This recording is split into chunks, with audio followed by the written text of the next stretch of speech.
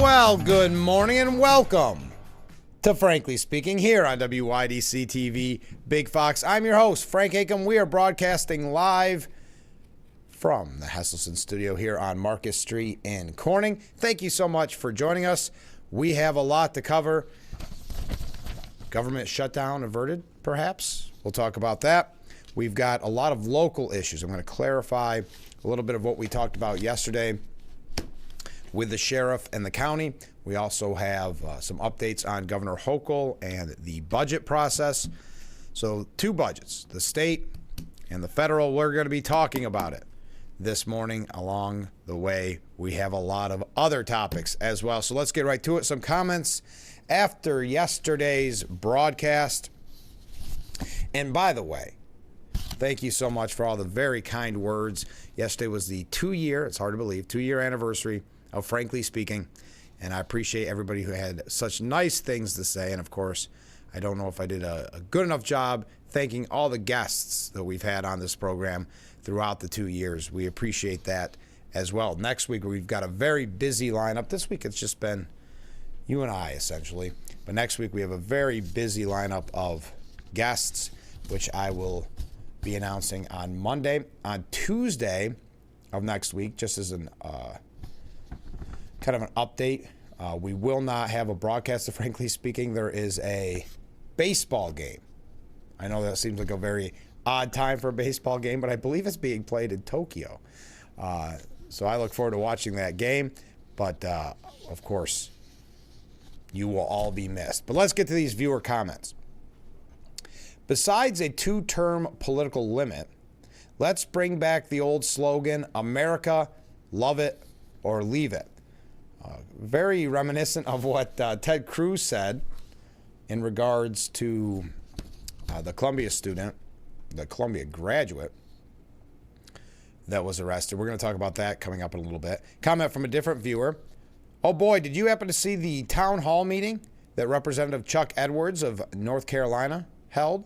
The whole room seemed to be filled with Democrats. For example, whenever a new question was asked, not only that question was meant to undermine President Trump, but at the same time, the entire audience would stand and clap. Clearly, there was an underlying motive propagated by the Democrats. And that is the argument that I've been making on this program. And I understand the need for in-person town halls, and I don't want to undermine that thought. But right now is not the time, because it's not about having the conversation that a town hall brings. They're very productive. When you have a town hall where constituents can speak maybe their concerns or even, this is rare, but positive aspects of what their congressperson is doing, it is very beneficial. I, in full disclosure, helped put on town halls for both Representative Tom Reed and Representative Joe Sempolinski. So I understand their importance. Right now, it's not about having the conversation. It's about shouting someone down. And to that viewer's point, I was watching the news. I won't say what outlet it was this morning. It wasn't Fox, I can tell you that. But I was watching a different network, flipping through this morning, getting ready for work. And they used it just as I have been saying on this program. They used that town hall with Representative Chuck Edwards to suggest that not only are his constituents against Trump and him, that the whole country is now against Trump. It is being used as essentially propaganda. And that's what we've been saying about these demands, if you will, for town hall meetings. Because, again, they're not being used to have a conversation. They're being used to shout down the representative, to have these chants, to boo, to hiss, to scream in many instances. I know someone was escorted out of that town hall. And some representatives are still choosing to do them. And that's what happens. You can see the writing on the wall. You can see it coming a mile away, that it's being used to suggest, and incorrectly, but suggest that the country is against the president.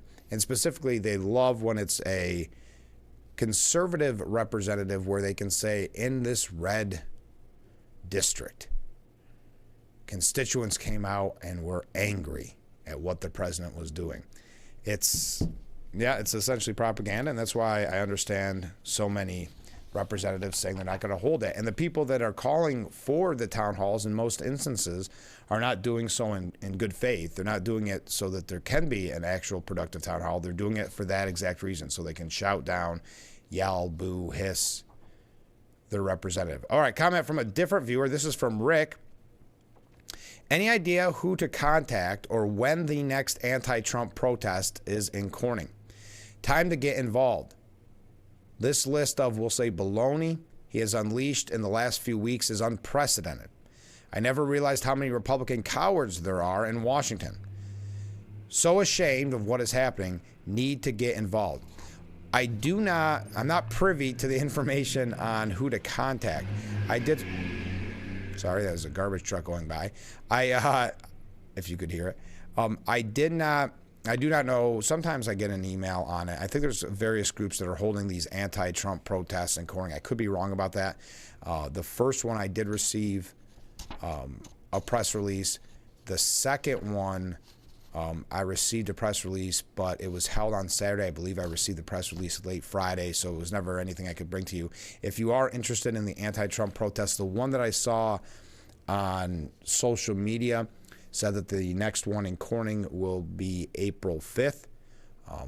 If I'm wrong or someone involved in the production of those anti-Trump protests wants to reach out and tell me it's a different time. But what I had heard is they're looking to hold one about once a month. And again, if you trust social media, I saw that the next one is April 5th. So I hope that helps, Rick. Okay, so Chuck Schumer caved. And that's the headline even on more left-wing media. Not a lot of happiness for Chuck Schumer right now. We've talked about this in the past on this program, where many Democrats, especially the kind of young Democrats, the AOC wing of the party, are upset with the leadership of Chuck Schumer, believing he's not doing enough. He's kind of been left with his tail between his leg numerous times, that he can't really lead the way that he might have once done. So there's a lot of anger, some, and we'll get to this later on, calling for AOC to actually primary him for Senate, but we'll get to that a little bit later on. Chuck Schumer made a dramatic U-turn yesterday, announcing that he would vote to allow Republicans to forge ahead with consideration of their plan to avert a partial government shutdown.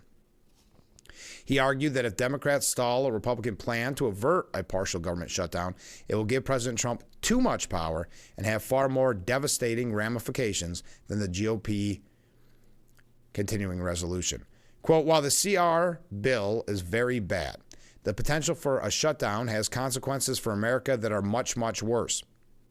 Allowing President Trump to take even much more power is a far worse option. Weird way of wording that, but that's Chuck Schumer continuing, and we have an op-ed from him a little bit later on if we have the opportunity. But under a shutdown, Trump and Elon Musk would have carte blanche to destroy vital government services at a significantly faster rate than they can right now.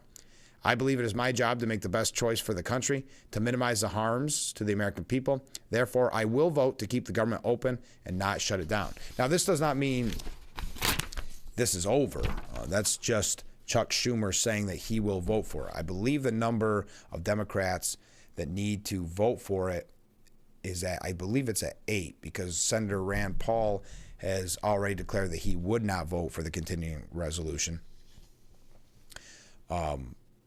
Yes, there it is. I should have just looked at the next paragraph. They will likely need 8 Democrats on board. Schumer joined Senator John Fetterman as one of the few Democrats who revealed plans to support the Republicans in overcoming that filibuster. And going back to the AOC primary note, it's interesting because, and I keep pointing to that article that came out quite some time ago, I think it was right after Trump's election, that there's 2 wings of the party now, the Democrat Party. There's the Fetterman wing and there's the AOC wing. And it does seem to be going along that line. Now, there's also, and we'll dive into this deeper later on, it is being reported that Senator Kirsten Gillibrand, our senator, was heard screaming arguing that a shutdown would be far more devastating than the Republican continuing resolution. And this was during a meeting with Senate Democrats. She was heard screaming that a shutdown would be more devastating than the continuing resolution. Interesting. A lot of passion there. Schumer said funding the government should be a bipartisan effort, but Republicans chose a partisan path, drafting their CR without any input from congressional Democrats. That's what he said the day before. So this is quite a U-turn from the senator. Now we know that the Republicans, we know that in Congress, Mike Johnson sent everyone home on recess until I believe it was the 24th. So what that did is force Schumer's hand to say, okay, if you're not going to vote for this, then you are shutting down the government. We don't have time to go back and change this before the 24th. Now, as of right now, it looks as if it will get enough Democrat support, but a lot of time still left to go. The vote will be today. Ironically, many of the Democrats who called for a hardball approach to the government shutdown fight would be utilizing the filibuster, something that many Senate Democrats previously attempted to pare back, if you recall. And who was it that said, I want to say it was Ilhan Omar, but I could be wrong. It was someone that really wanted to get rid of the filibuster. And then when was asked about it after Trump won, said, nope, they are no longer interested in getting rid of the filibuster, just clearly showing their partisanship. Clearly showing kind of that base politics. Back in 2022, Schumer took up consideration of a measure to shift to a watered-down talking filibuster. Now, AOC wrote, and we're going to talk about her more later, wrote, it should be very clear to every Senate Democrat that any vote for cloture will also be considered a vote for the bill. Republicans run the House, the Senate, and the White House. You run the government. If you have the votes, then go ahead. She chided in another post. All right. So we're going to talk, we're going to talk about that in depth a little bit later on. That was just kind of a somewhat breaking story to start the program with. Now, yesterday also saw many protests in support of Muhammad Khalid, the Columbia graduate who was arrested by ICE. We're going to give you a couple quick updates on that. Then we really do have to get into a lot of local issues. But I see already we're running late. I got a feeling this is going to go quickly this morning. So I hope that you'll be a part of it. Feel free to comment. Feel free to wave. We're just getting started on the Friday edition. We'll consider this an extension of the 2-year anniversary celebration of Frankly Speaking. So stay with us. We'll be right back with Frankly Speaking after this. The Frankly Speaking Roof Cam brought to you by Boss Security in Horseheads. Contact them today for all your business and home security needs. Welcome back as we broadcast live from the Hesselson studio here on Market Street in Corning. A couple comments from viewers. Good morning, Frank. Well, hey, good morning. Oh, Mark, I'm sorry. I started talking about the shutdown, and I didn't see your comment yet. So thank you for letting us know. I think I covered what you had to say. But also, you're right. Mark writes, I see New York State has gained population according to Cornell University. I wonder if they fudged the numbers or if they are counting illegals. It would be interesting to know if they're counting illegals because that would make sense. It was a 0.7% population increase. And actually, if you look at the our area, I know that Schuyler County, I think may have had the biggest population loss by percentage in all of the state. And then you had Steuben County did not do very well either. They had quite a loss. So yes, I wonder if they are counting illegals. That's a very good point. Good morning, Frank. This is from a different viewer. Well, good morning. Thank you for passing on information about our community. I'm with your listener, Rick. I will gladly be at any pro-Trump event in our area, even the anti-Trump events. And yes, I do know how to act like a productive member of society, LOL. Thank you very much. Yes, that was the anti-Trump, anti-Musk rallies they've held that I know of. They've held two. Or has it been 3? I think it's 2 so far. A good turnout, the one that I saw, which was during, it was President's Day. I know they held one on a Saturday. I think it was last Saturday, perhaps. There was even a larger turnout. This is an anti-Trump rally. I just wanted to highlight that. And Rick was asking because he wants to attend an anti-Trump rally because it sounds as if he's not a very big fan of President Trump. And he asked when the next one was. Again, I am not privy to the inside information there, but I did see a post online on social media that there will be one held on April 5th. As for who puts them on, I don't have that information. If I do receive an email with a press release in it, I will let you know. But that's what I have heard. Okay, protests going on in regards to Muhammad Khalil. I want to make this kind of quick because we want to get to local issues. But nearly 100 protesters arrested after storming Trump Tower, chanting, "Fight Nazis, not students." And you can tell you've got to take the article with a grain of salt because it calls them pro-Palestinian activists. And they call specifically Muhammad Khalil a pro-Palestinian activist. This is typical media. It needs to be called out for what it is. It's anti-Israel. It's anti-American. It's anti-Semitic. More than 200 protesters gathered in support of Muhammad Khalil. Many of the protesters wore red shirts with the lettering in white, "Not in our name," and "Jews stop arming Israel." They held large white banners stating "Free Muhammad, Free Palestine," and "Jews say do not comply." Now, we learned late last night, early this morning, that DHS agents searched 2 Columbia University residences days after anti-Israel agitator Muhammad Khalil arrested. The Department of Homeland Security executed search warrants on 2 Columbia University residences on Thursday night, just days after anti-Israel agitator Muhammad Khalil was arrested by ICE at an off-campus apartment. Interim President Katrina Armstrong revealed the raids in a letter to the Columbia community and noted that nobody was arrested or detained when the feds searched the rooms of 2 students. Quote, "Federal agents from the DHS served Columbia University with 2 judicial search warrants signed by a federal magistrate judge authorizing DHS to enter non-public areas of the university and conduct searches of 2 student rooms. The university has a clear protocol in place. Consistent with this protocol are long-standing practice and the practices of cities and institutions throughout the country. The university requires that law enforcement have a judicial warrant to enter non-public university areas, including residential university buildings."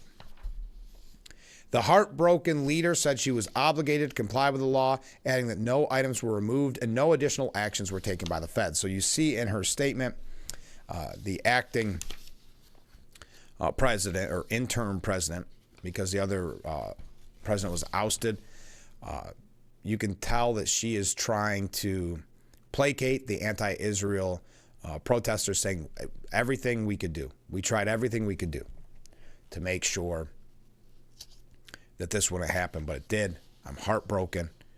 I understand the immense stress our community is under, she said.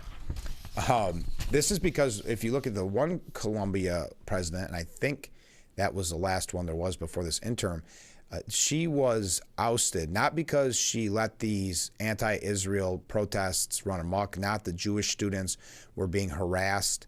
That was not the reason why she was ousted. She was ousted because she had the audacity to call the police to break up the encampments, to show you the mindset on these university grounds.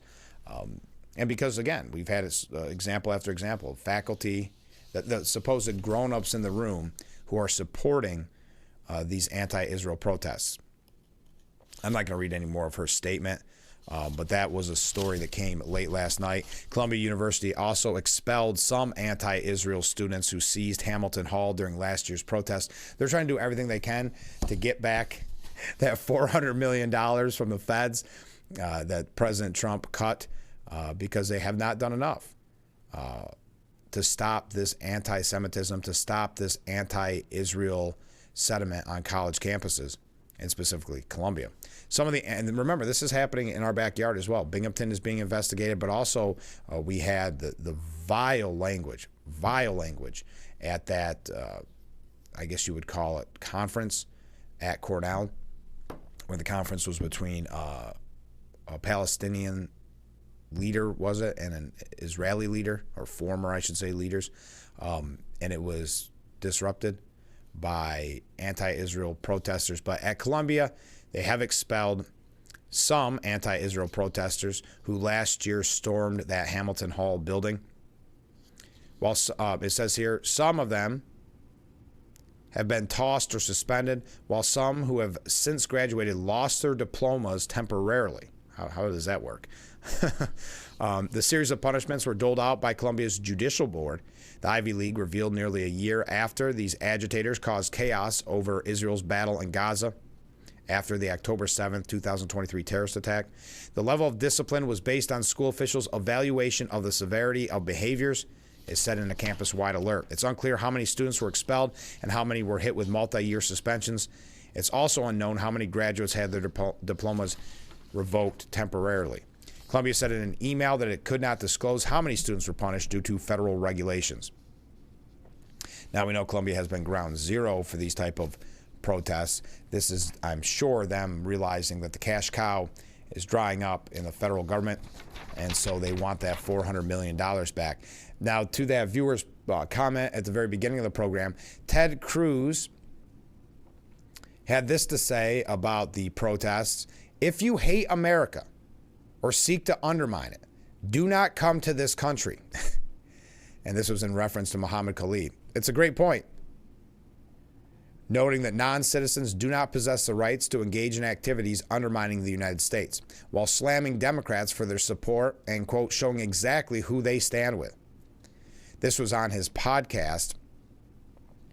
He said he got a green card very quickly, and in his time in America, he organized anti-America, anti-Israel, anti-Semitic, pro-Hamas protests. And then he addressed those on the left opposing Khalil's detention. Under U.S. law, American citizens are protected by the First Amendment. Foreigners are not. A visa to come to this country as a student, that is a permissive decision. And you do not have a right, if you are a guest to this country, to actively undermine America.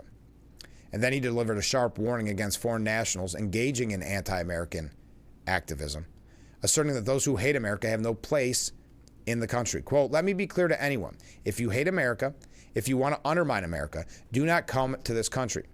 He insisted that Trump's administration rightly arrested and plans to deport Khalil for organizing anti-Israel, anti-American, pro-Hamas protests. So if you want to know where Democrats stand, if you stand with Israel, if you stand with American Jews, if you stand with freedom, if you stand with the right to be free from oppression and violence, that ain't the Democrats. They stand with those engaged in violence. J.D. Vance says he expects a rise in deportations of illegal migrants in the wake of Muhammad Khalil's arrest. We're going to talk about that. A couple other quick updates, then we've got a lot of state and local issues to get to. So stay with us. We're just getting started here on Frankly Speaking. We'll be right back. The Frankly Speaking Roof Cam, brought to you by Boss Security and Horseheads. Contact them today for all your business and home security needs. As we look at that moon in the background, we are back with Frankly Speaking, broadcasting from the Hesselson studio. A couple comments from viewers. I don't recall ever hearing a logical explanation for why we, the government, are giving colleges federal money for anything. I know some of it is about research. I know some of it is grants. I agree. I mean, the fact that Columbia, that's just one university in New York City, receiving $400 million from us alone. I totally agree. Not downplaying what you're saying at all. Comment from a different viewer. Not saying things aren't painful economically right now, but if Americans did not have huge debt and buy now, pay later attitudes, they would not panic. Save a buck or two and don't rely solely on the stock market. Thank you very much for that comment.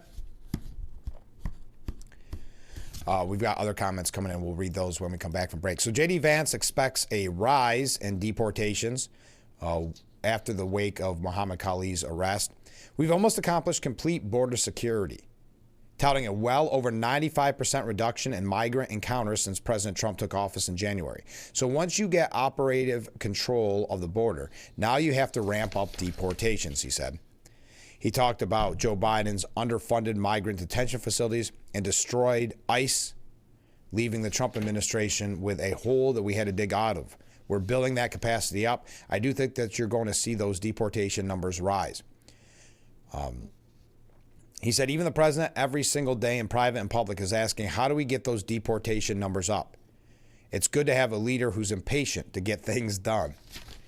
And I think those deportation numbers are going to come up. You've already started to see some real progress. We're going to make more. When asked about the arrest of Muhammad Khalid, Vance argued that the green card holder doesn't have an indefinite right to be in the United States. This is not fundamentally about free speech, and to me, yes, it's about national security. But it's also more importantly about who do we as American public decide gets to join our national community. And if the Secretary of State and the President decide this person shouldn't be in America and they have no legal right to stay here, it's as simple as that. I think we certainly see some people who get deported on student visas if we determine that it's not in the best interest of the U.S. to have them in our country. I don't know how high that number is going to be, but you're going to see more people. He also said the Trump administration will use everything it can to increase the number of criminal deportations. This was in an interview with Laura Ingraham. One last thing about this. Did you see that Tom Homan, we talked about Tom Homan's visit, the border czar, to Albany. He's cold, as the New York Post put it, cold as ice, or actually Fox News, cold as ice. So there's a chaotic scene at the Capitol in Albany, as you had the one guy who I think is running for mayor in New York City screaming at him, and you had others trying to kind of get at him, the Democrats in Albany, because remember, Albany's far, far left, and it is one-party control. The tough-talking Homan, who has become the face of the Trump administration's hardline immigration policy, was unfazed as he was being screamed at by pro-illegal immigrant activists. So unfazed that he was actually caught on video casually walking past the demonstrators, chomping on an apple as he was surrounded by protests. You could hear people chanting in this video, "No hate, no fear, immigrants are welcome here." And he just casually ate an apple. This guy is a superstar, Tom Homan. And I love, and I've been quoting this, and again, I thank you to the viewer who sent in this idea. I've been promoting the idea that, and we're going to talk about this in just a little bit, but the corrections officers, the 2,000 correction officers that Governor Hochul vindictively fired, and then even put forth an executive order that they could not be rehired at the state, local, or state, county, or local levels.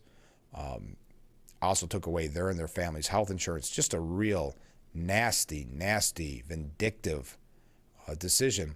I love the viewer who suggested Tom Homan should contact them and hire them all for ICE, because New York State is going to need it, and that's what Tom Homan said. With these sanctuary city policies, if they don't change, you're going to see a lot of more ICE agents on the ground in New York City. All right, we got to take a break. Then we're going to talk about exactly that, Governor Hochul's rough month, and talk about some local issues. I want to give you an update and do a better job. I may save that for a little bit later on, but a better update on what's happening at the Steuben County level with the sheriff. First, I think we do a good job here as we celebrate 2 years on the air, on Frankly Speaking, of covering a lot at a breakneck speed. A one-man wrecking crew. I just go through as many stories as I possibly can, and we have such great comments, great waves. I have never once thought about taking a week off, citing exhaustion from Trump's presidency. But MSNBC host Lawrence O'Donnell did just that. Now, this story came out Wednesday, but because no one really watches his program, it wasn't reported until late last night. Lawrence O'Donnell revealed Wednesday that he was exhausted by covering President Donald Trump and that he was taking a week off from hosting his show. I feel the other way. I feel that we have so much to cover and we're so Excited. We need to do 3-4 hours a day. I know you've pledged to cover and be here for the first 100 days of the Trump presidency. I hope you notice that I did not make that same pledge, he told Rachel Maddow.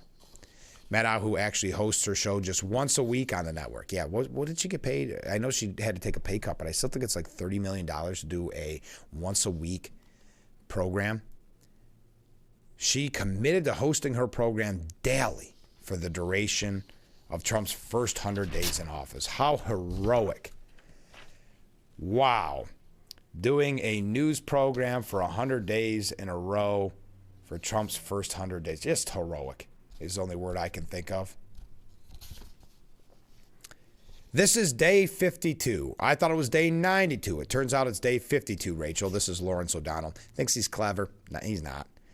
And I'm exhausted at day 52, and so I'm going to take next week off. And I'm telling you that now because I know you don't like it when I just drift away. I'm just taking next week off. Then I come back and go with you all the way to the 100 days. We all tell each other, Maddow says, you have to take care of yourself. You got to pace yourself. You got to be in this for the long haul. So I can't hold it against you, but I'm very sad. And then she said, can I go with you? And the humorous, hilarious back and forth. He said, no, you said 100 days. You said 100 days. You can't. 100 days. Can you imagine, maybe I have a different perspective because I do the show every weekday morning at 6. Can you imagine presenting the news in this fashion that you are doing? I mean, they're presenting it as doing something heroic. You have to pace yourself. You have to take care of yourself. This is how full the media is of themselves, that they think the American people, well, not too many people are watching them, especially not all the American people, but they think that people are at home just saying, how do they do it? How do they go on a news set every day and not even report the news, in this case, push their bias? And the guy getting out of the coal mine after a hard day of work that turns this on, or heck, the corrections officer that just worked a 24-hour shift turns on Lawrence O'Donnell or Rachel Maddow and says, how do they do it? They need to pace themselves. They really need to take some time for themselves. Take a week off, Lawrence O'Donnell. You said you were going to do 100 days of the Trump presidency. You only made it 52 because you just can't. Good luck, buddy. Take that week off. Yeah, what do you think? Well, honestly, what do you think that, I think the correction officer is a great analogy. What do you think the correction officer that just got off a 24 or 36-hour shift thinks when they hear Rachel Maddow say, just pace yourself. You have to worry about yourself. And you've been biasly reporting the news for 52 days.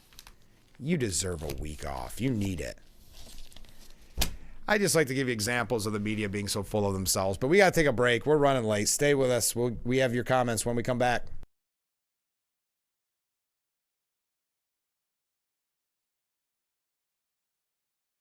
The Frankly Speaking Roof Cam, brought to you by Boss Security in Horseheads. Contact them today for all your business and home security needs. Look at that beautiful moon this morning as we are broadcasting live from the Hesselson's studio on Market Street.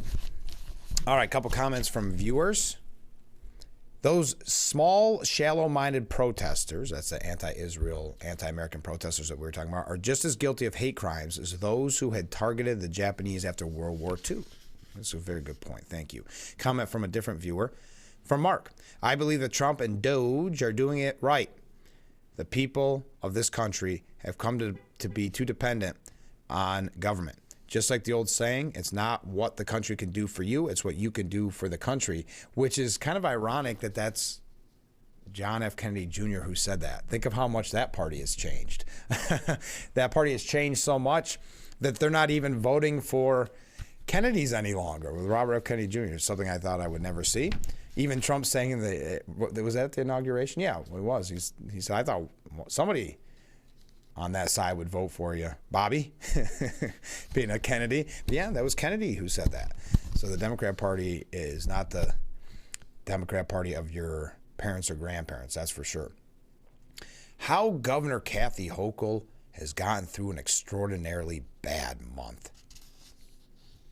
It's been a difficult 4-week stretch for Governor Hochul, considering this to be a partial list of what she had to deal with since early February. Thousands of corrections officers went on strike for 3 weeks, throwing the state prison system into chaos.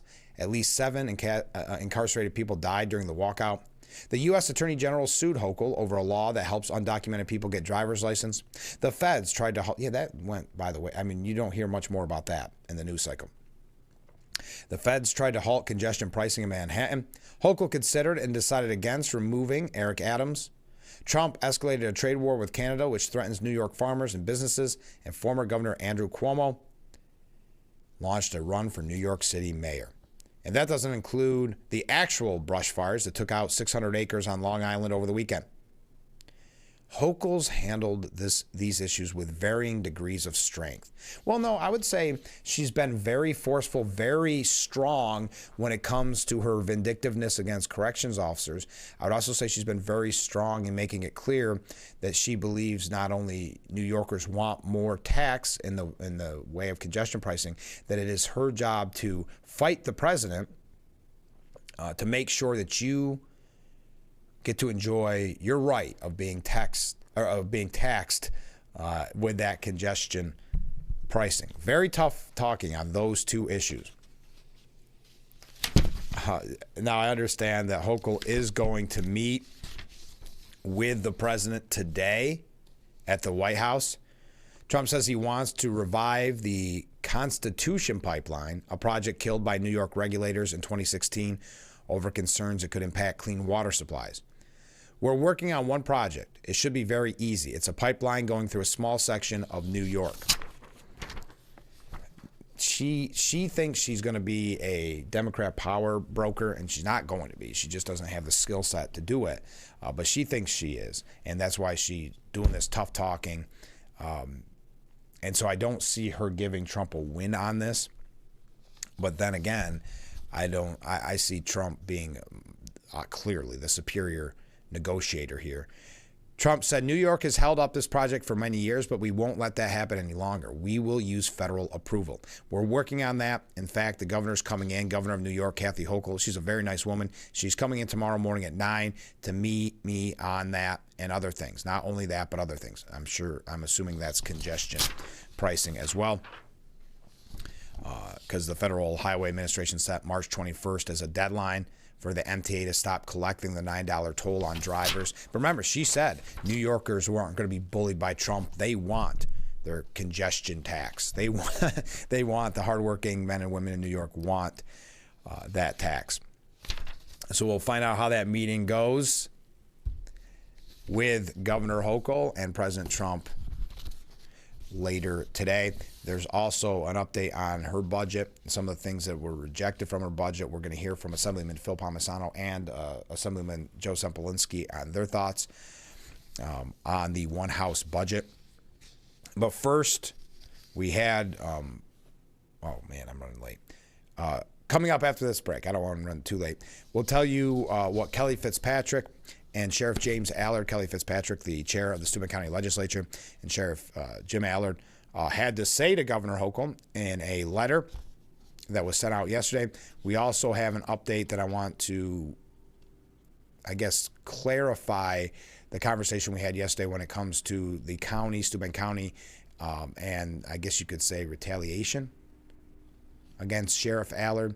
The Hornell Sun, which is a website that shares news from Hornell and from the county, has a letter to the editor, an opinion piece by Joe Ricalto.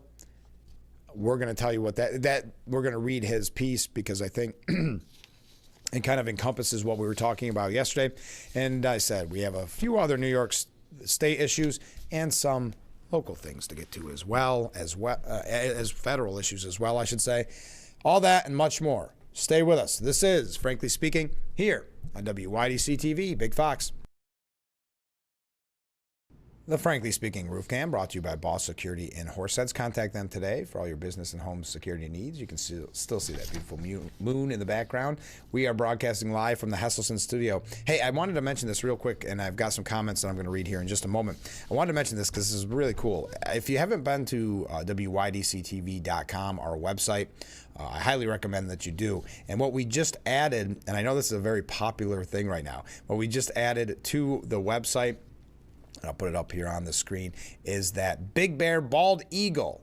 It's a live camera from their nest. If you have not watched this, it's 24 hours. You can watch what is happening in the nest at this Eagles, at the Big Bear Bald Eagle live nest. So that is on our website at WYDCTV.com, WYDCTV.com. Okay, comment from a viewer. Why be mad at Trump? If the Democrats and Republicans had done their job, there would be no Doge. Good point. Comment from a different viewer. I'm glad Hochul is standing tall for the congestion tax because it will probably cost her the election. Because if I lived in New York City, I wouldn't vote for someone raising taxes. Mark, you're exactly right. That's what's so interesting. That she takes this. I don't understand what she hangs her hat on.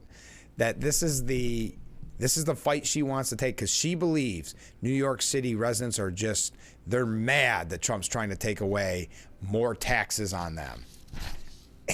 Nonsensical.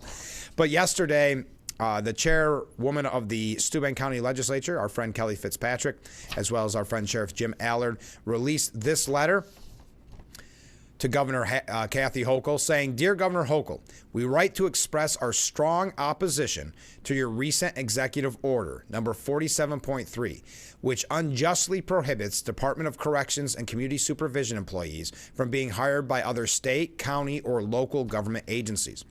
As public servants ourselves, we understand the importance of workplace safety, fairness, and support for our workforce.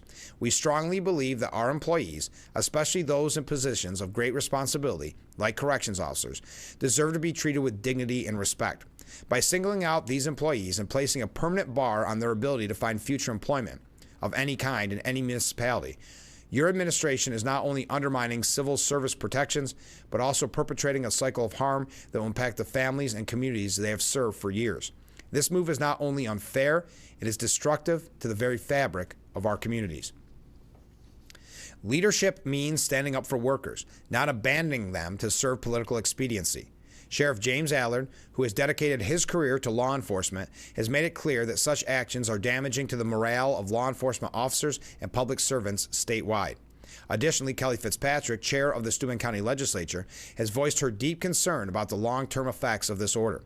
She has said, quote, we cannot allow executive overreach to strip away the rights of workers, especially those who serve and protect our communities. What Governor Hochul is doing is wrong, and we stand firmly against it. End quote.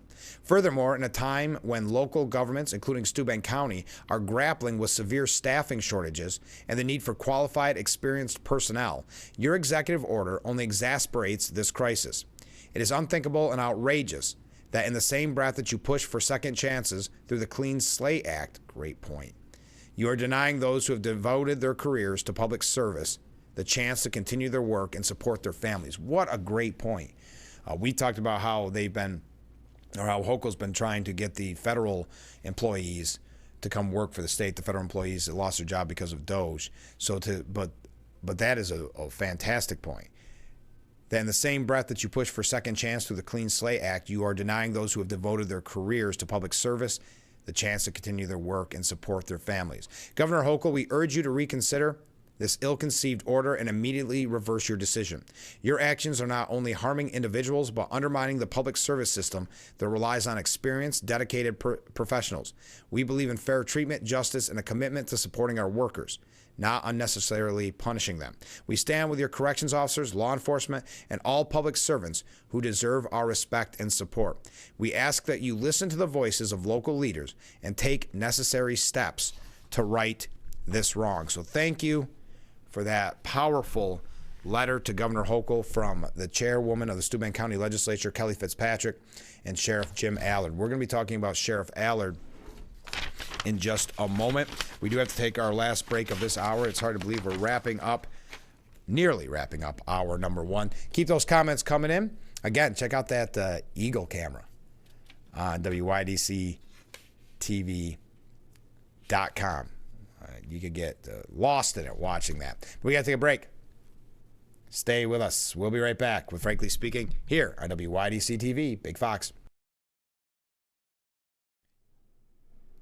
The Frankly Speaking Roof Cam brought to you by Boss Security in Horseheads. Contact them today for all your business and home security needs. We are wrapping up hour number one, broadcasting live from the Hesselson's studio.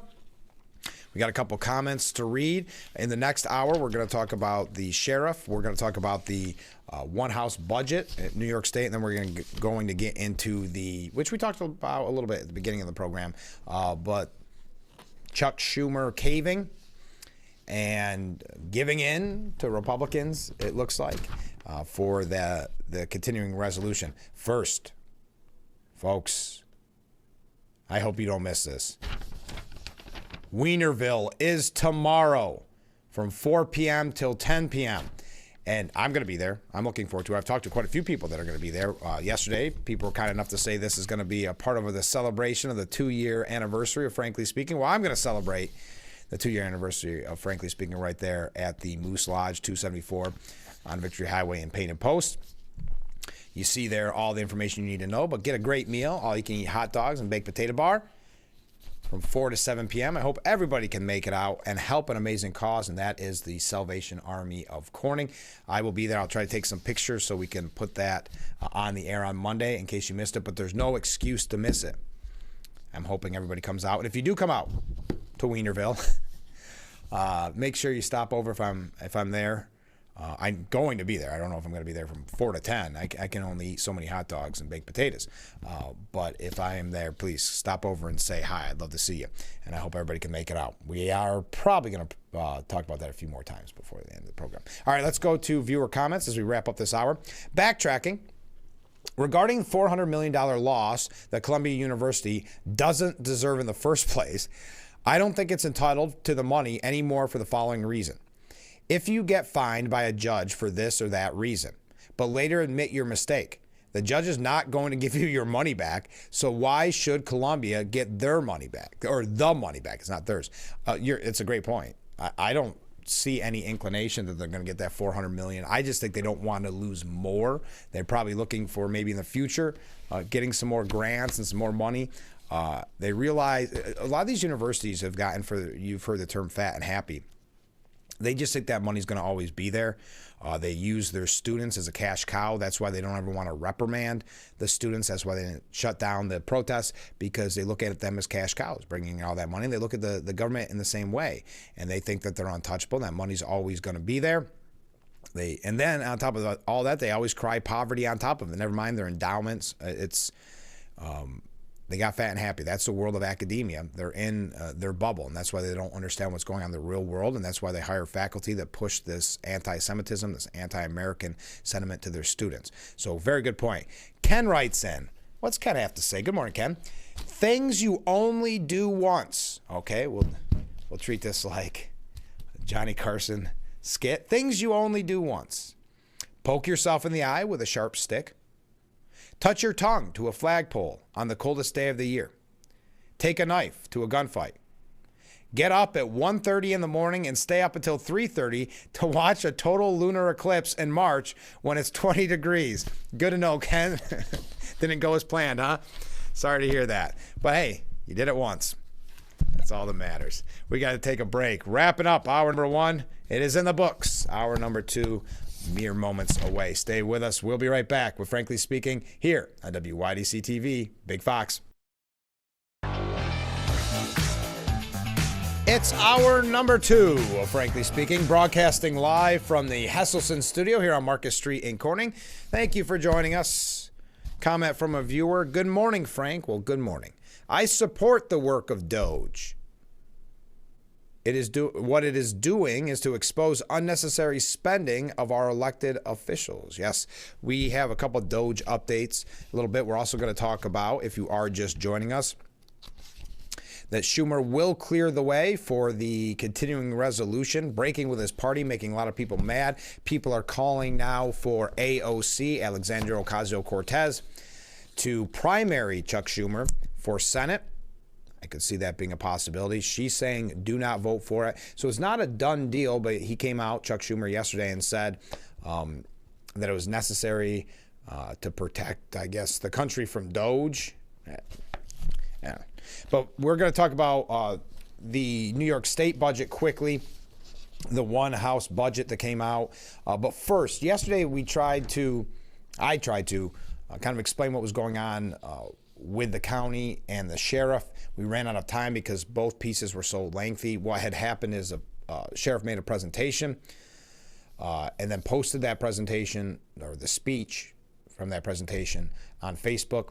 And then the county, Steuben County, reacted to that with another very lengthy statement. So I thought this was coming from the Wellsville Sun and the Hornell Sun. They do a great job. And this is an op-ed from Joe Ricalto out of Hornell. You can find this at hornellsun.com. But it's an opinion piece, and it says the Steuben County Legislature has once again revealed its true motives. Not a commitment to transparency or public safety, but a shameless political attack against Sheriff Jim Allard for daring to speak the truth. The recent statement from county officials, filled with self-congratulatory claims about their support for law enforcement, is nothing more than an attempt to deflect from their own misconduct. Let's be clear. Sheriff Allard has every right to criticize elected officials and county staff when their actions compromise public safety, misuse taxpayer money, or violate the law. His so-called troubling public statements are nothing more than truthful and necessary warnings about the county's mismanagement, unlawful actions, or more likely political interference. This latest statement from the county is just another chapter in a long history of political retaliation. The New York State Supreme Court has already ruled that the legislature acted in bad faith, violated the open meetings law, and illegally attempted to strip Sheriff Allard of indemnification. The court struck down these actions, exposing them for what they truly were, a politically motivated effort to punish the sheriff for refusing to bow to improper demands.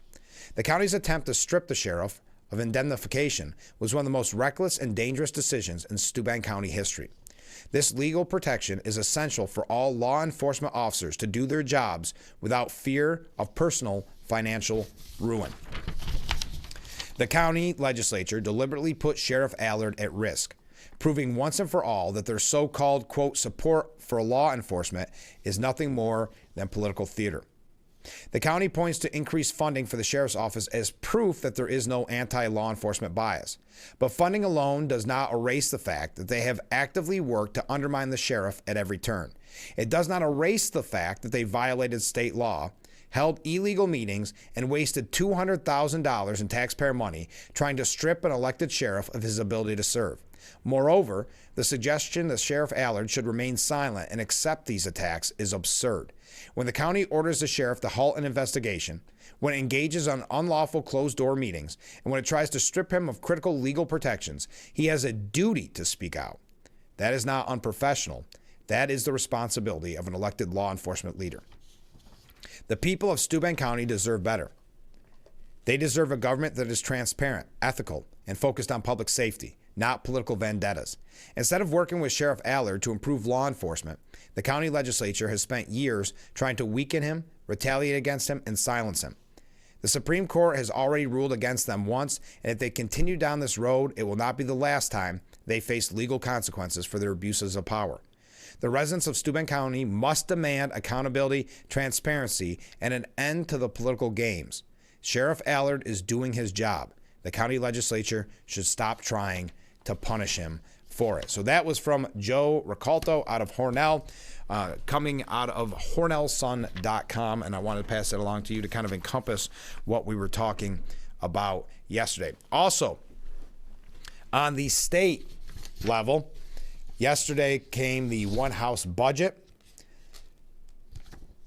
Assemblyman Phil Palmisano, who, by the way, will be on the program next Friday. So mark your calendar. Assemblyman Phil Palmisano will be on the program next Friday. I actually have to reach out to Assemblyman Joe Sempolinski, and find out when he's going to be on. But Phil Palmisano reacted to the one-house budget, saying today, Assembly Democrats released their proposed one-house budget, which is nothing more than the usual progressive Democrat playbook of more uncontrolled and unsustainable spending and taxes.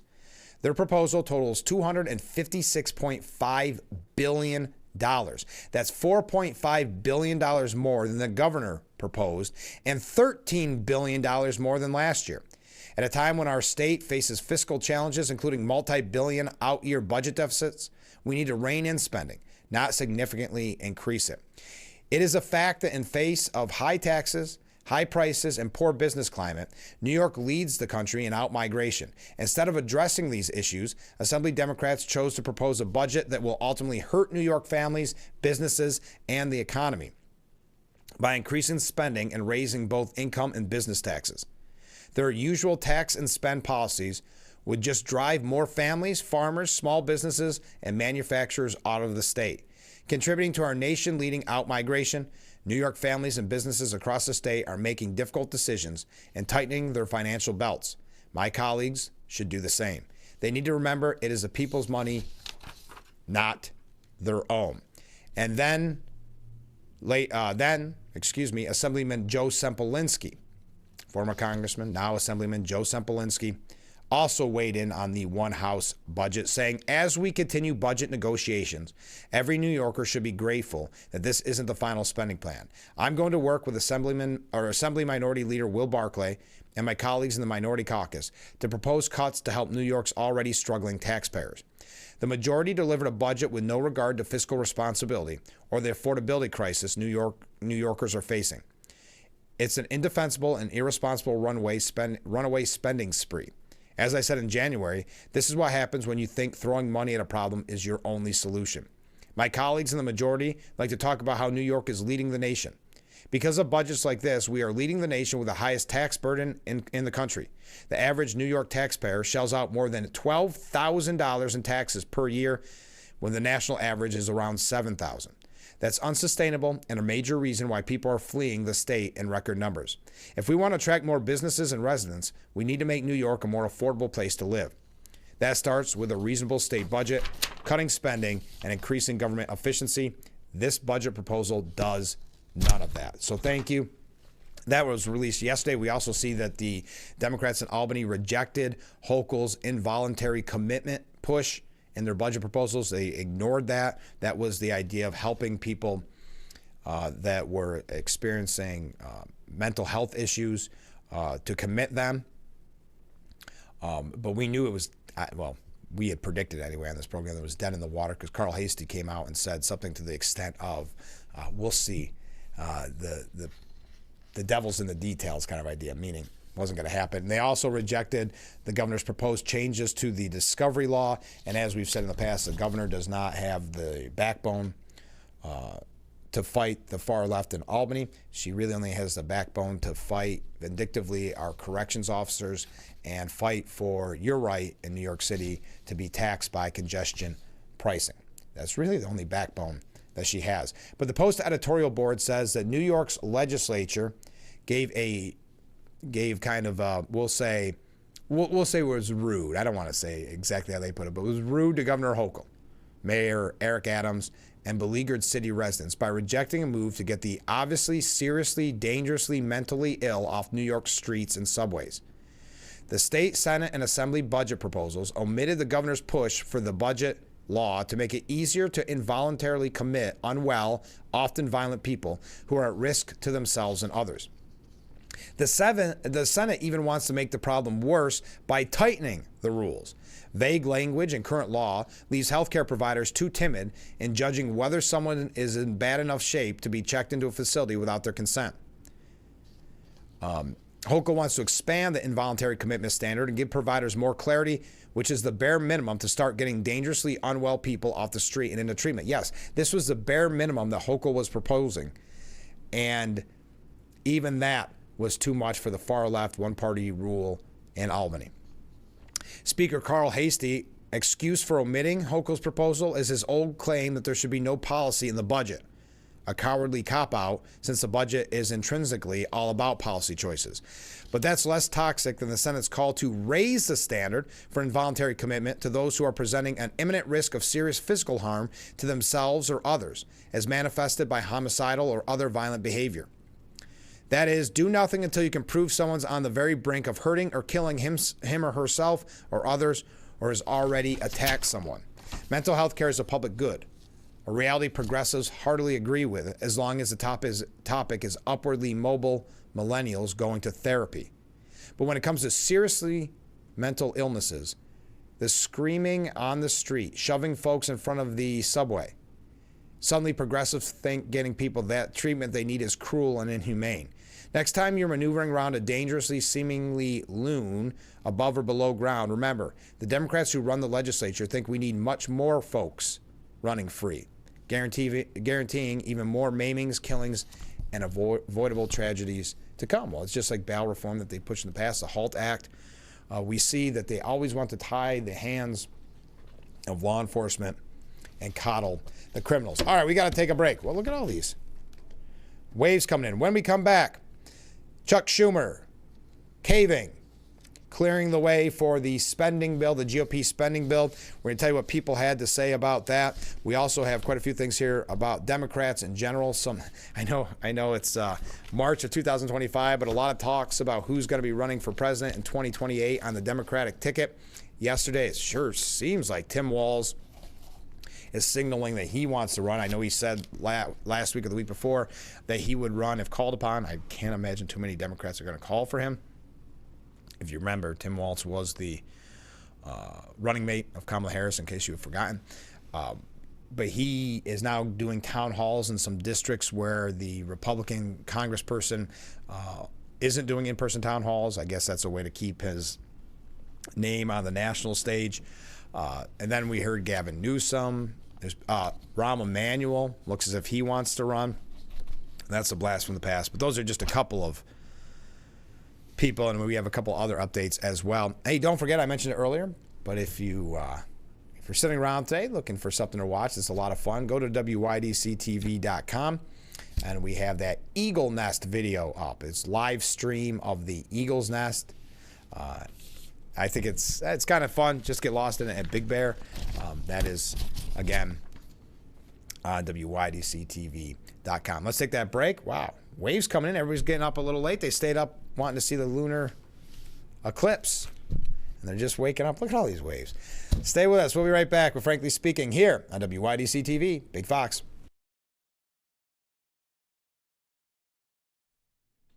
The Frankly Speaking Roof Cam brought to you by Boss Security in Horseheads. Contact them today for all your business and home security needs.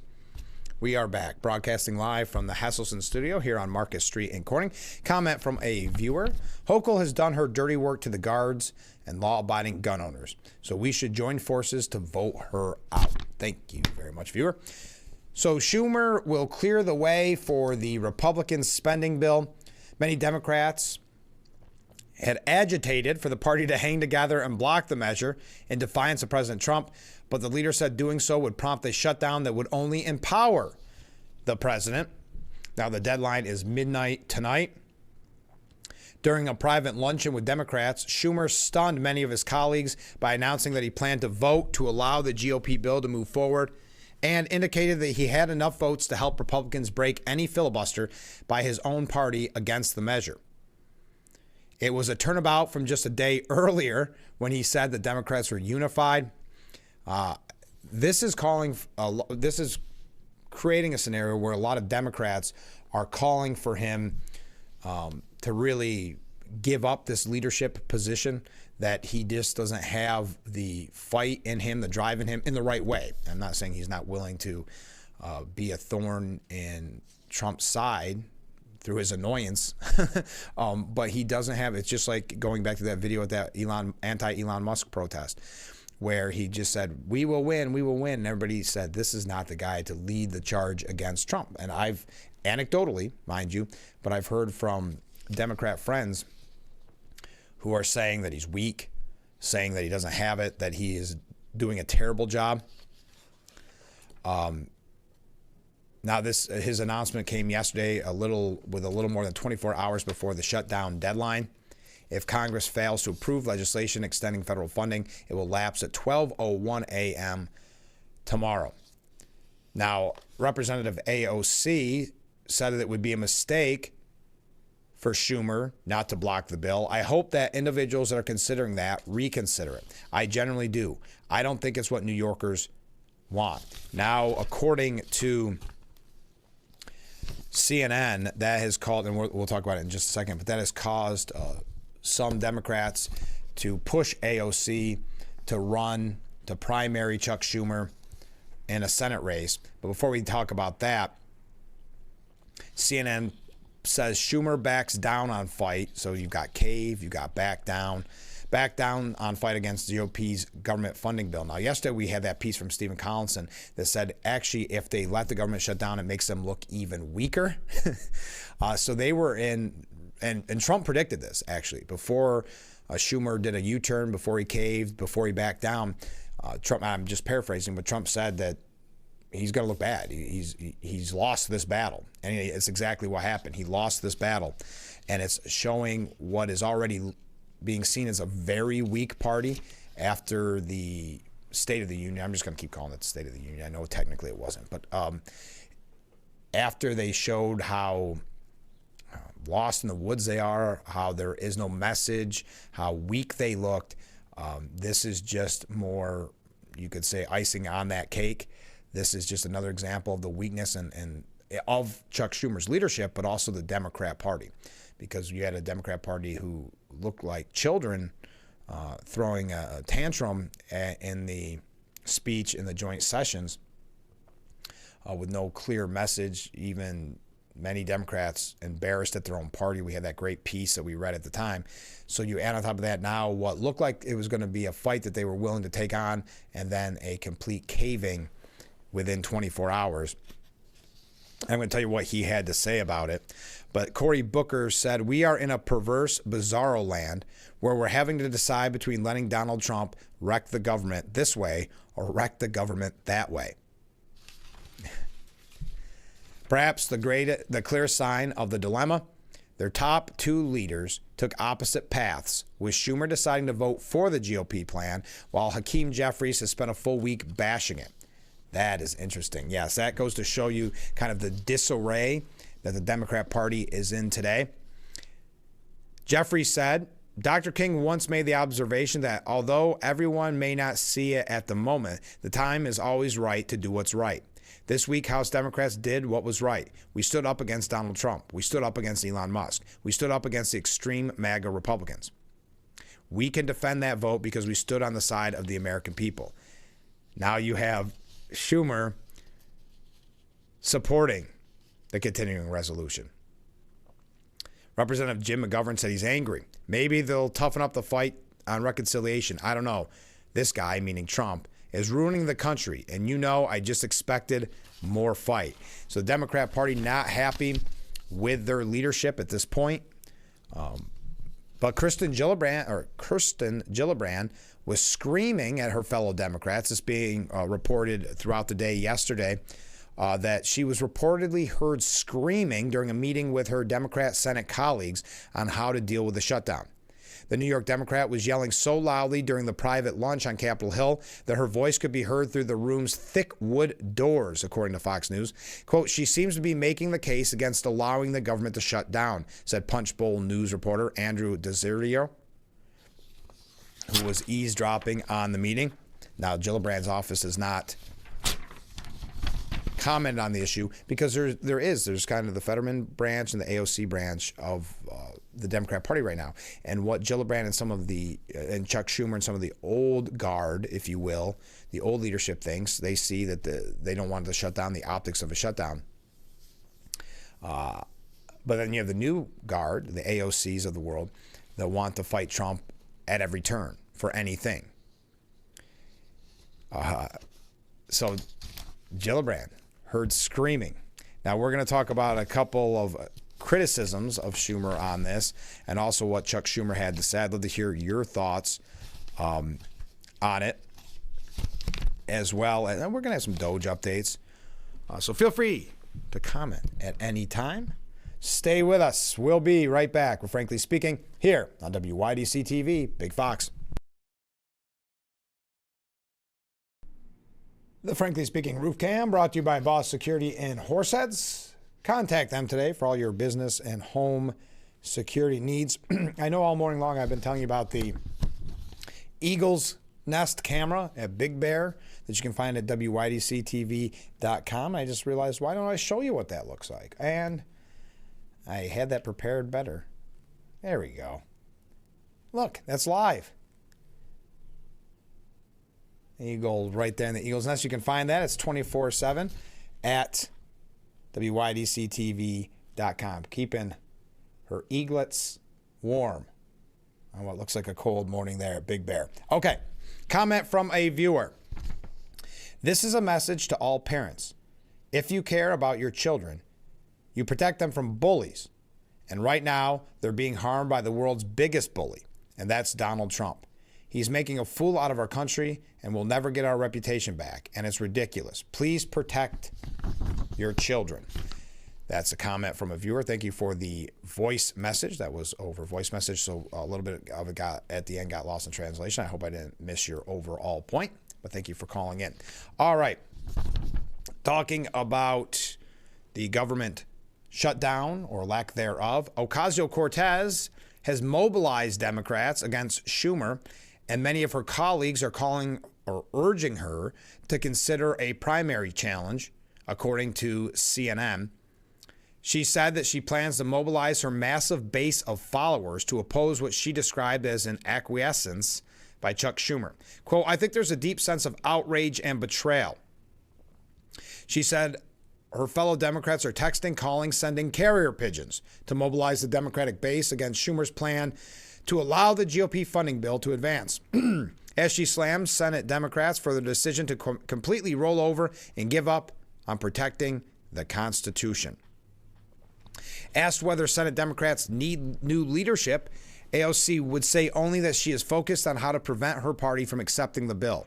We have time to correct course on this decision. Senate Democrats can vote no. We can correct course, and that is the most important thing in front of us right now. Privately, House Democrats are so infuriated with Schumer's decision that some have begun encouraging her to run against Schumer in a primary, according to a Democratic member who directly spoke with AOC about running. Multiple Democrats in the Congressional Progressive Caucus and others directly encouraged AOC to run on Thursday night's meeting after Schumer's announcement. The members said that Democrats were so mad that even centrist Democrats were ready to write checks for AOC for Senate. I don't know when he's up again, though. When is he up?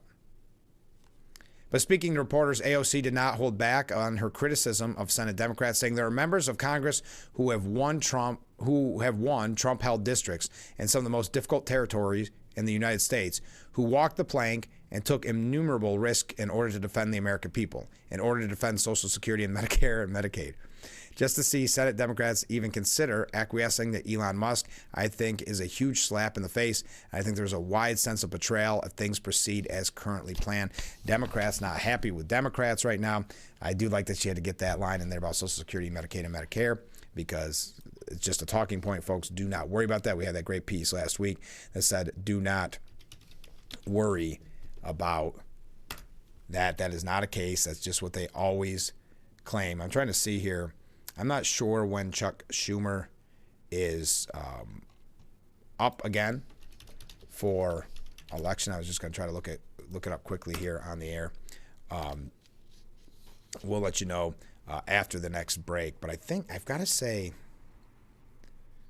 so Gillibrand just won probably 2 years, maybe, up for re-election. I shouldn't be doing this live on the air. It's going to be a little while. Anyway, 2029. According to this, I believe it looks like, yes, 2029. So a lot of time for AOC to not only make that decision, but also have either her popularity rise or fade away. Schumer's shutdown surrender sends the left into a rage, according to Politico. The Democrat base wants a fight. Chuck Schumer won't give it to him. And you do see that rising want for a fight with Democrats. That's why there has been so many anti-Trump rallies, even locally, why you've had these town halls disrupted and with shouting and screaming, which, again, I think proves a point why there shouldn't be as many in-person town halls, not because I don't believe constituents deserve it. I do believe they deserve a right to speak with their congressperson. I don't believe those town halls should be held in bad faith, where the people demanding them now are demanding them only so they can shout down their congressperson, as happened yesterday in that video you saw in the news and what we talked about in the 6 o'clock hour, just used as propaganda to say, look, all the country is against Trump, even in these red districts. It's an old political trick. But the Senate Minority Leader backed away from the shutdown, as we know, and it sent shockwaves through the left and had many of their ranks seething at Chuck Schumer, who has sought to win them over in recent years. Ezra Levin, the co-executive director of the liberal grassroots organization Indivisible, quickly dubbed it the Schumer surrender. By the way, you ever notice how when it's a liberal group, it's always liberal grassroots organizations? And these grassroots organizations get a lot of money from people like George Soros. But anyway, I guess we'll find out to what extent Schumer is leading the party into irrelevance. Adding, the decision tells me maybe he's lost a step. Ooh. The news that the top Senate Democrat would be backing down dejected scores of House members who were gathered at a resort about 25 miles outside of Washington. They had stuck together behind Hakeem Jeffries. Jim McGovern said extremely disappointed. It gives them the ability, Elon Musk, the ability to go through and continue to do the, we'll say, stuff he's doing. And further outside Washington, longtime party activists and high-collar donors fumed about Schumer, saying he stinks and that this caving was political malpractice. This is coming from far-left Politico, by the way. In anticipation of the criticism he was certain to receive, Schumer delivered a 10-minute speech on the Senate floor defending his decision, and he even released an op-ed. Well, the left is mad. I can't blame him. I mean, he doesn't.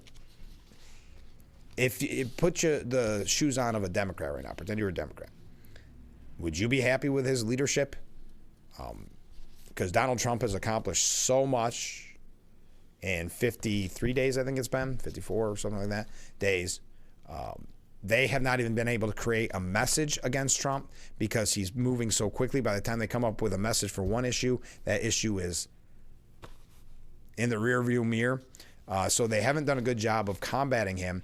And now you painted yourself into a corner where Trump's going to win no matter what. I mean, I can understand where Democrats would be upset at their leadership right now. But Chuck Schumer, in an essay to the New York Times, said Trump and Musk would love a shutdown. We must not give them one. So in an op-ed written by undoubtedly one of his aides, he said, right now, Mr. Trump owns the chaos in the government. He owns the chaos in the stock market. He owns the damage happening to our economy. The stock market is falling and consumer confidence is plummeting. In a shutdown, we would be busy fighting with Republicans over which agencies to reopen and which to keep closed instead of debating the damage Mr. Trump's agenda is causing. I believe it is my job to make the best choice for the country to minimize the harms to the American people. Therefore, I will vote to keep the government open. He was also on MSNBC's All In yesterday. And he said under a shutdown, it is the executive branch, in this case, Trump, Musk, Doge, Vote, I always forget how to say his name, who's head of the OMB, who we all know are authoritarians, vicious, nasty, who would have sole control over what is funded and what isn't. They get to determine what is essential service. And they will just cut to smithereens far greater than the CR bill, which is a lousy bill, far greater than what could be funded and what couldn't. And there's no recourse. You can't go to court. This is a decision totally in the executive branch, and so it would be devastating. There's no exit ramp. Anyone who wants the shutdown, I've asked them, well, how do we get out of it? Guess who's it up to get out of it? Donald Trump, Elon Musk, Doge. So it's horrible. It's two bad alternatives. And I respect people who actually don't want me to vote for the CR. It's awful. But with the alternative being a government shutdown, that's even worse. We have summed up in a sentence that we're making the middle class pay for tax cuts for billionaires. It's much, much better not to be in the middle of a shutdown, which to divert people from the number one issue we have against these, and then he cusses, these people, which is not only all these cuts, but they're ruining democracy. Man. Senator Jeff Merkley said that now is the best time to take on a tyrant. You don't stop a bully by giving over your lunch money, and you don't stop tyrant Trump by voting to give him more power. That is absolutely the wrong approach. There are others who say, it's a shutdown. The president may have more power than we've seen in any previous shutdown. There's a legitimate case to be made on both sides of this argument. But here's where I am aware of, and that is in history, as you see institutions degrade in republics, where there's an authoritarian president, is because the courts cave and you get an acquiescence legislature. The best time to take on a tyrant is as early as possible, and this is that moment. We have the leverage as a Democrat caucus to insist on negotiations, to produce those bills onto the floor, those appropriations bills onto the floor. This is the moment to use that leverage. I think the concerns about the Republicans shutting down the government, because it will be the Republicans that do it. It will hurt them politically. It will be bad policy, and we will get back to using our leverage in an effective fashion. See what he did there, and it's very typical.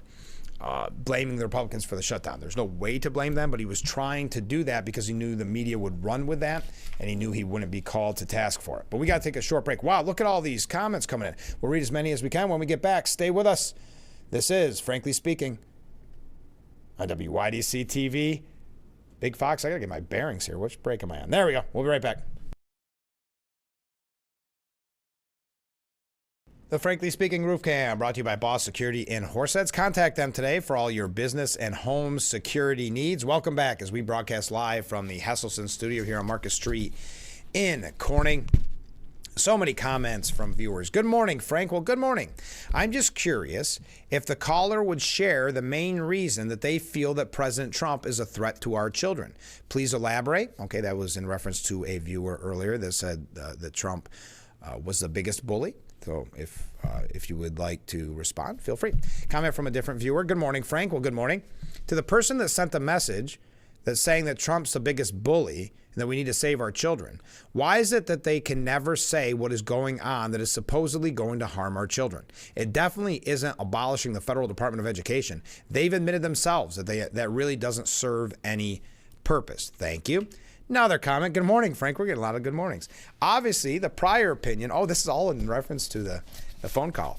Obviously, the prior opinion of protecting your children from Trump is a supporter of men and girls sports, walking around in their locker rooms. Talk about protecting children. The hypocrisy is astounding. Great work, Frank. Well, thank you. Thank you for the comment. Comment from a different viewer. Oof. Wow, AOC is right about something. Schumer needs to go. The problem is the people calling on AOC to be the senator, that'd be scary. Another comment from a different viewer. Good morning, Frank. Well, good morning.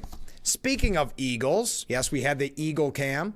You can find that from Big Bear. It's that live camera. You can find it at WYDCTV.com.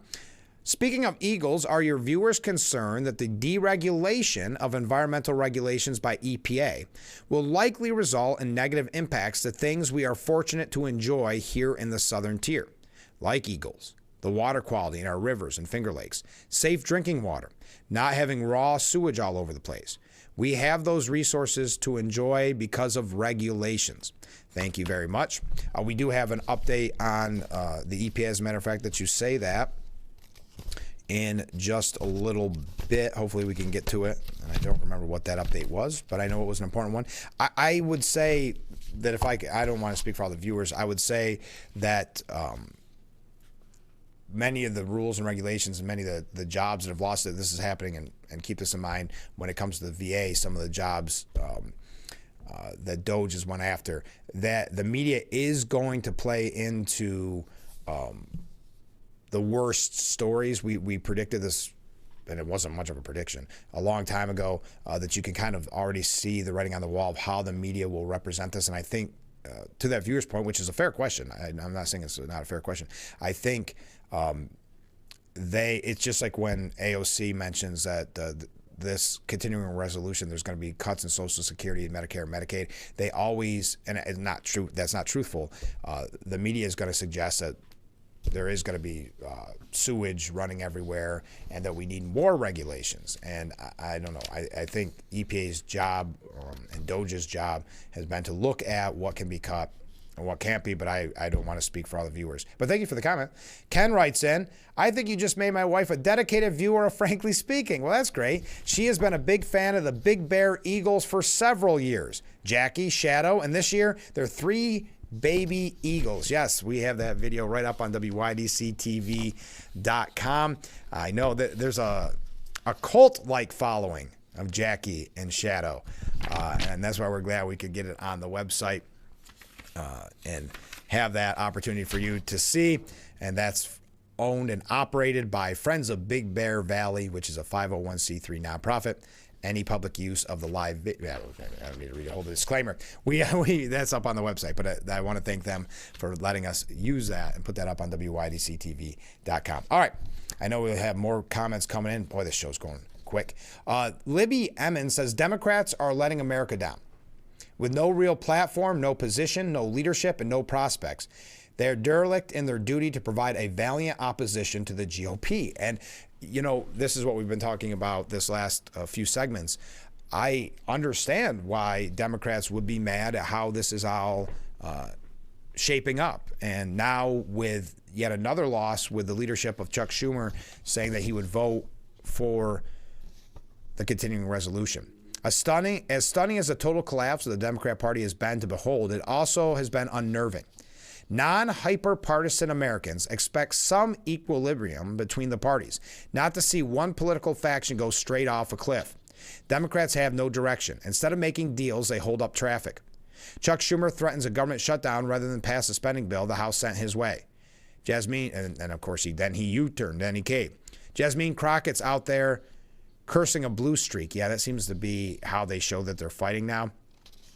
And again, I would point back to the speech at the joint sessions by Trump and how it showed that they were going off a cliff. None of this is cohesive opposition. Elected and their media cronies are pulling plays from their same tired game plan that failed them and failed the rest of us, like always saying that every budget that the Republicans put forward is going to cut Medicaid, Medicare, Social Security. Instead of bringing fresh talent, new ideas, rational arguments, or any alternative to Americans, they are content to rend their garments and scream without putting up any real contrast to the ruling regime. Our entire government system is based on checks and balances, but the Democrats are letting themselves be knocked around like the sad emo kid in a phys ed dodgeball game, says Libby Emmons. Oh my gosh, we got to go to another break. Democrats don't have to listen to me. After all, I left the party in 2020, she says, when its commitment to censorship, canceling, violent and pointless civil unrest, anti-racism, and a rejection of biological reality just got too much for me. But they must at least listen to the American people who crave a common sense, rational balance of power at every level of government. And an opinion piece at SF Gate said, hey, Democrats, wake the blank up. And I would like to read this because it was actually a very good piece, but it was so full of cuss words and things like that that I don't dare. But it was written by Drew McGarry, and he is a Democrat, and he's outraged at what they're doing. He says the sky is falling. The federal government is being illegally dissolved before your very eyes. The workers you rely on to ensure that you don't eat ground beef tainted with paint chips are being laid off en masse. And he goes on, and he talks about what the response is, and he mocks and ridicules the response at the speech to the joint sessions. He criticized Joe Biden for staying in the race too long, which I think they've made Biden the scapegoat on that. Criticized Harris, who couldn't get voters excited, even admitting in this, I thought you were going to win. He talks about John Fetterman, how he doesn't like Fetterman because now he's, quote unquote, caving to Republicans. There is a lot of anger out there. Mad at Gavin Newsom for going on Charlie Kirk's show. Many Democrats believe their party is not only not speaking for them, that it is falling apart. But you can weigh in on that. Keep the comments coming in. We got to take another break. And we'll be back with Frankly Speaking here on WYDC TV, Big Fox. The Frankly Speaking Roof Cam brought to you by Boss Security in Horseheads. Contact them today for all your business and home security needs. We are back broadcasting live from the Frankly Speaking studio at the Hesselson studio on Frankly Speaking. Excuse me, I combined those two. I'm trying to read the comments. Get your last minute comments in because we have to take another break before the program ends on this Friday edition. Just to piggyback off these tales of kind of Democrat woe. Rich Lowry says it's a trope to say that Donald Trump's opposition has been shell-shocked and rudderless in the wake of his election victory and his fast start out of the gate. Not to fear, though, the left, with Soros-funded organizations taking a big role, has its next project, an intifada against the country's largest maker of electric cars. Everyone has a right to peacefully protest, of course, and to refuse to buy whatever products they wish. But when the left engages in direct action, it's always a sign you should take steps to protect your property and your person. And he wraps up, we don't have time to get to all of this, but he wraps it up by saying, it is darkly amusing to see people who claim electric cars are necessary to save the planet attack the most successful EV brand in the country and take out the kind of charging stations that President Biden labored so mightily to build. The left still doesn't have an answer to Donald Trump, but they've sure found a cudgel against one of American industry's most innovative products. Now, Buttigieg looks as if he is going to run for president. He decided not to run for Michigan's open Senate seat, clearing a path for a potential presidential campaign instead. That's Pete Buttigieg, former transportation secretary. Gavin Newsom, who we've been talking about a lot the last few weeks, makes a pitch to conservatives with an eye towards 2028. He's been on conservative podcasts. He's got his own podcast. I guess he's had conservative guests on, and he occasionally agrees with them. You ever notice how someone has to fake being conservative if they want to win? And then, of course, they don't govern that way. All right, we're going to have some updates on Trump's administration when we come back. Get those last-minute comments in so I can read them here on the program before we wrap up the Friday edition of Frankly Speaking. We will be right back after this quick commercial break. Stay with us. The Frankly Speaking Roof Cam brought to you by Boss Security in Horseheads. Contact them today for all your business and home security needs. Welcome back as we broadcast live from the Hesselson studio here on Frankly Speaking. Ken writes in, wouldn't it be great if after the federal or state elections, it was illegal for the Dems or Republicans to caucus, Zoom, or meet in any other way as a party? If all discussions dealing with the federal or state governments had to be bipartisan, Democrats or Republican coalitions to band together as a party would be harder to develop. The original intention of political parties was to give the people a choice of which direction they wanted the country or state to go. Once the electorate selected our representatives, the political party affiliations were to disappear and everyone was to work together as a group. Could you imagine? I mean, there are some politicians that only vote from what the talking points say from their party. So yeah, I could. It would be a very different political world, wouldn't it? Fred writes in, correction from what I just heard. Newsom was not on the Charlie Kirk show. Charlie Kirk was, yeah, I'm sorry. I tried to clarify that when I was saying it. If you watch it, be sure to note the artwork Newsom chose to hang. Looks like Hunter's Sharpie on white background scribble. Thanks, Fred. Yeah, I'm sorry. I confused that when I was the way I worded it. Yes, I understand that was to kick off Newsom's podcast that he had. So thank you for clarifying that. I thought I did, but I didn't do a good job of it. So thank you. Donald Trump has ordered the military to drop plans to seize the Panama Canal, according to sources. Take it with a grain of salt, of course. Two officials told NBC News. Trump is pushing the annexation of Greenland during a meeting with the NATO secretary. Oh, we're going to move quick, just like Trump's agenda. We're going to move quick here on the way out the door. The USPS, the United States Postal Service, is striking a deal with DOGE and helps in hopes of reform, because we know that has had serious problems for years now, big problems. USPS, an independent government agency with 635,000 employees that lost $9.5 billion last year, has been exempt from DOGE-directed federal employee reductions. But the Postmaster General, Luis DeJoy, told Congress in a letter that USPS plans to reduce its workforce by 10,000 workers in the next month through a voluntary early retirement program. The post office has cut 30,000 jobs since 2021. He said the agreement with DOGE and the General Services Administration will allow the government reform team to assist us in identifying and achieving further efficiencies. And the DOGE team was gracious enough to ask for big problems they can help us fix. Now, Elon Musk was ordered by a judge to release internal records explaining the mass firings. That's from U.S. District Judge Tanya Chutkan, and gave Elon 3 weeks to comply with a discovery order that requires him to answer questions about the internal workings of DOGE and turn over all relevant documents detailing his mass government slashings, according to the filing. All right, how am I doing on time? Not good. Illegal migrant gotaways at border has plummeted 95% from Biden administration highs as Trump cracked down. Border agents are spotting an average of 77 illegal migrant gotaways, according to Fox News, each day. Border Patrol agents use a surveillance camera. During the height of the border crisis under the Biden administration, an average of more than 1,800 illegal migrant gotaways were recorded sneaking through each day. That marks a 95% drop. And the FBI's new task force arrested 214 criminals, including TDA and MS-13 gang members, in 2 weeks. 214 arrests. The Trump administration demands that the UN agencies disclose any anti-American ties.